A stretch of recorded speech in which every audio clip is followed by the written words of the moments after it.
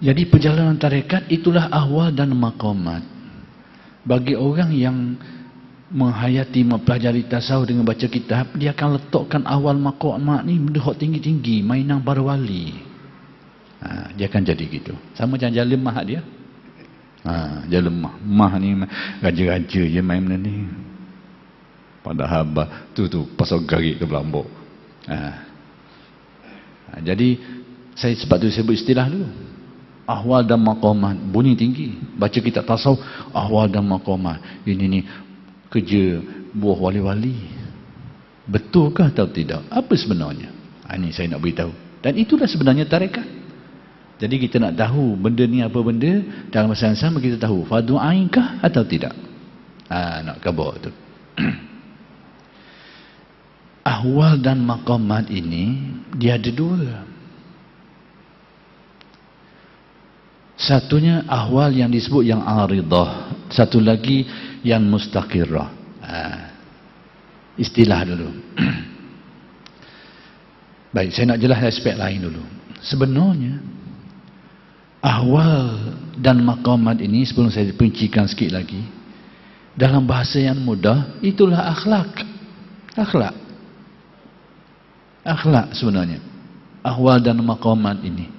Yang orang sebut ahwal, maqamat. Tapi kita boleh sebut maqamat tu bahasa tinggi.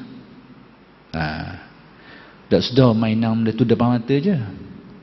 Nak kabur tu. Jadi ahwal dan maqamat ini sebenarnya akhlak Nabi. Cuma bila tengok dari sudut macam mana akhlak ini dicapai, diperolehi, dibina, diusahakan, dicapai, orang panggil ahwal dan maqamat. Itu sebenarnya. Kita dah wasam. Jadi sebenarnya ahwal dan maqamat ini akhlak Nabi. Cuma proses nak bina dan mencapainya dari sudut tasawuf, mereka namakan sebagai ahwal dan maqamat. Baik. Apa erti dua istilah ini? Ahwal itu bahasa Arab jamak, istilah orang ngaji nahwu kok jamak, status dia tu jamak, plural. Senang. Satu dia mufrad dia, singular dia tu hal, keadaan hati, keadaan jiwa. Maqamat bahasa Arab tu jamak, plural, singular dia tu maqam. Maqam ni dengan arti kedudukan. Baik. Kenapa hal itu dinamakan hal? Disebabkan kerana sifat dia, tabi'i dia tu, dia mari hilang. Perasaan tu dia mari hilang. Dia tak kukuh, dia tak tetap. Dia mari hilang perasaan, mari hilang. Kadang-kadang lama, kadang-kadang sekejap, kadang-kadang bertubi-tubi, kadang sangat mendalam, kadang rasa sipi-sipi je. Jadi sebab itu dinamakan ahwal, kata ulama tasawuf, kerana dia bertukar-tukar. Panggil tahawul kot bahasa Arab. Tapi apabila dia tetap, perasaan tadi sudah teguh di dalam hati, maka pada waktu itu dia sudah bertukar menjadi maqam. Mula dinamakan maqam. Faham maksudnya dulu sebelum pergi jotoh-jotoh. Fahami maksudnya. Maqam dia tetap teguh, ahwal tadi itu tetap dalam hati, jelira dalam hati, bertahan di dalam hati, sudah bertukar menjadi maqam. Itu istilah ahwal dan maqamat.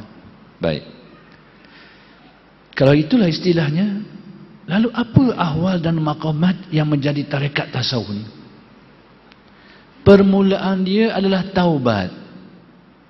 Itulah permulaan maqam dalam tasawuf. Taubat. Dah tinggi taubat. Asah sekali. Asah sekali. Tapi bila kita tak tahu, kita berasa duduk pocok atas.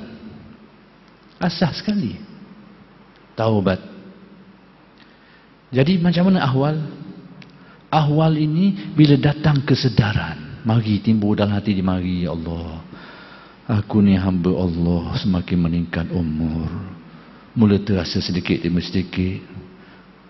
Dak perasan lama dah, kau dah dekat dah. Lebih dari separuh dah umur kita dengan umur kebiasaan. Ada setengah tu bonus berganda-ganda pula dah bonus. Sedar mari. Kalau sedar, banyak silap. Banyak kewajipan-kewajipan aku tidak terlaksana. Itu orang panggil ehwal, hal. Sebab benda ni mari kadang-kadang hilang. Ada yang mari sedar, kadang-kadang hilang. Kadang mari kuat kesedaran, tahu. Hal ini dinamakan intibah, sedar hati. Itu permulaan. Kadang-kadang datang bertubi-tubi. Kadang-kadang datang lama, sedar tengok orang mati tu, ingat, ya Allah, aku ni guana dah. Muda daripada aku pergi pas seorang tak ada. Amal-amal ibadah yang aku buat pula banyak kurang. Tak ada hati-hati molek, khusyuk pun tak ada, apatah lagi. Khusyuk tak ada, ikhlas pun kurang. Banyak urusan hidup. Mudah terasa. Mari. Jadi kesan mengamalkan wirid-wirid yang khusus tadi itu. Timbul yang ini. Itu dia makan hal, permulaan. Intibah. Kalau dalam bahasa Nabi bagi an-nadam. Seperti sabda Nabi SAW, an-nadamu taubah. Penyesalan itulah taubat. Yang ini rukun penting dalam taubat. Sehingga Al-Imam Asy-Sya'rani menyenaraikan bahawa syarat taubat satu saja. Taubat, menyesal. Hak lain itu furuk dia saja. Menurut faham Al-Imam Asy-Sya'rani. Adapun Al-Ghazali lain sikit. Al-Ghazali tengok aspek lain. Tapi nak khabar pentingnya perkara itu.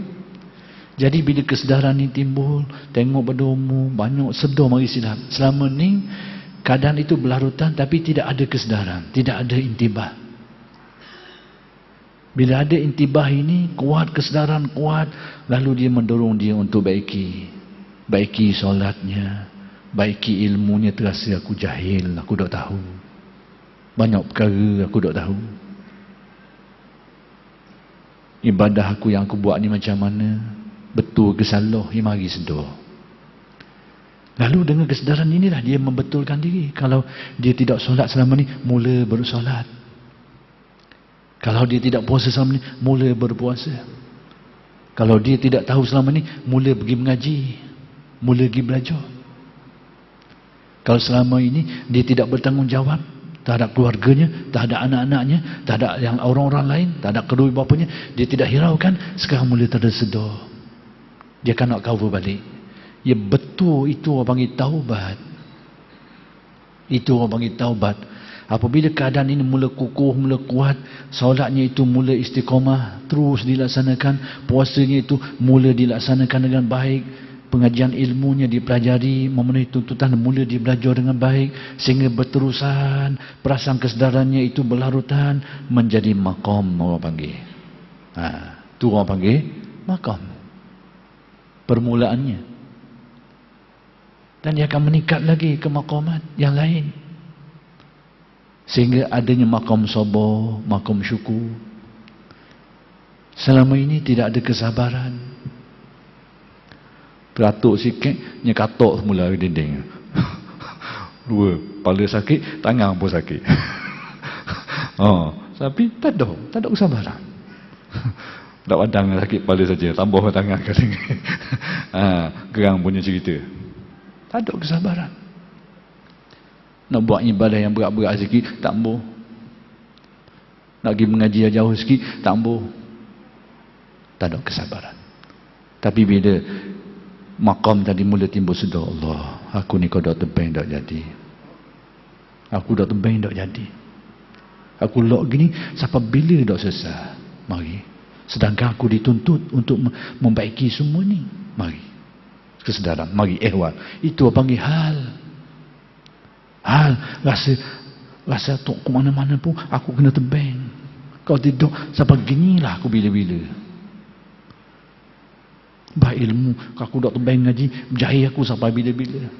Keluarga aku kalau aku dak cara selama ni aku dak lepas ke bini je. Hari ni aku sedar. Aku dak cara. Mula nak cara, kalau aku dah berasa berat malah, kalau aku dah tebang, sampai bila kewajipan aku dah selesai. Mari. Mula terdorong untuk menanggung, menempuh hak payah-payah tadi tu. Apabila dorongan ni kuat, untuk menanggung hak payah-payah ni, beban, nak tempuh juga ni, mula-mula mari kuat, kadang lemah semangat. Rajin mari, pergi ngaji. Sampai ke mamanya pergi dok setang ngaji. Tapi yang mari slow, Allah depan rumah dah pernah mari. Dan yang mari hilang. Tapi itu memang keadaannya ihwal, dinamakan hal. Itu hal namanya. Tapi bila dia dipupuk, dia terus mengamalkan wirid-wirid yang khas, terus istiqamah, mendapat panduan dari guru-gurunya, bimbingan dari guru-gurunya, menghadiri majlis gurunya, dan secara pengalaman ahli tasawuf, benda ni akan tumbuh dengan sendiri.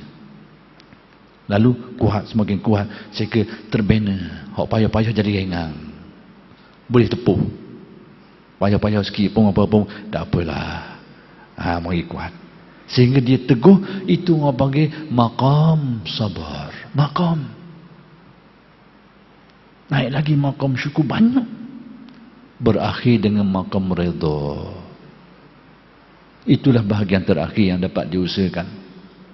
Selepas daripada itu, barulah dinamakan al-ahwal al-mustaqirah, ahwal yang tinggi. Baru nak, kalau nak cakap kutub wali pun, situlah maqam dia. Tapi hak bawah ni, hak bawah ni. Tidakkah itu kewajipan kita? Tidakkah itu kewajipan? Fardu ain. Sebab itu kata Imam Ghazali, yang dinukilkan oleh Syekh Ahmad Zarruq, dinukilkan oleh Syekh Ibn Ajibah di dalam Iqazul Himam, dia kata bahawa mempelajari ilmu ini, tasawuf secara umum, adalah fardu ain atas setiap seseorang. Atas dasar apa kata Imam Ghazali?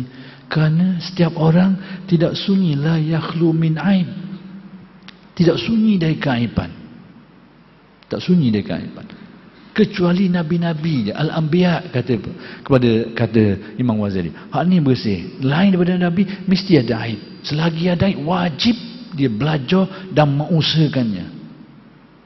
Bahkan Asy-Syadzili mengatakan ulama pun wajib menempuh ni, belajar, pergi ngaji, pergi cari tok guru, sekalipun dia jadi sudah bertaraf ulama. Dan itulah yang telah dilakukan oleh Imam Al-Ghazali sendiri rahmatullah alaih, kerana taraf fardu ain. Mari ehwal-ehwal. Mari kadang-kadang timbul antara ehwal, antara maqam-maqam yang ditempuh, orang panggil maqam fakir.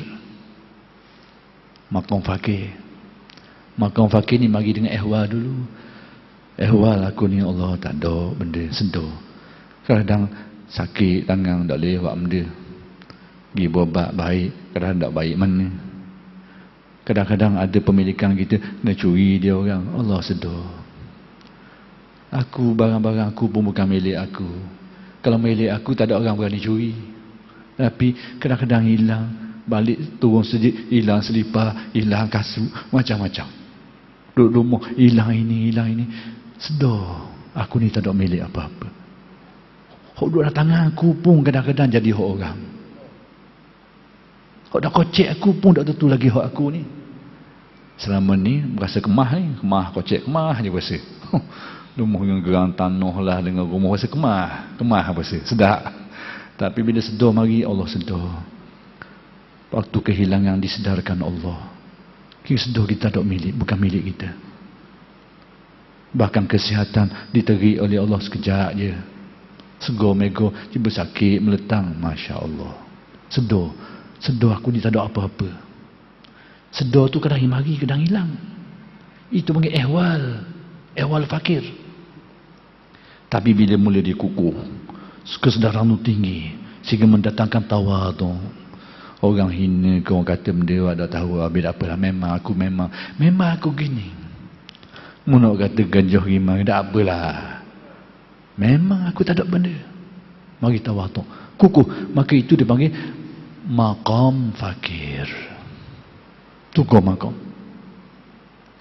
Selagi dia di ehwal, datang dan pergi, ehwal, hal orang panggil. Sehingga jadi tawadhu.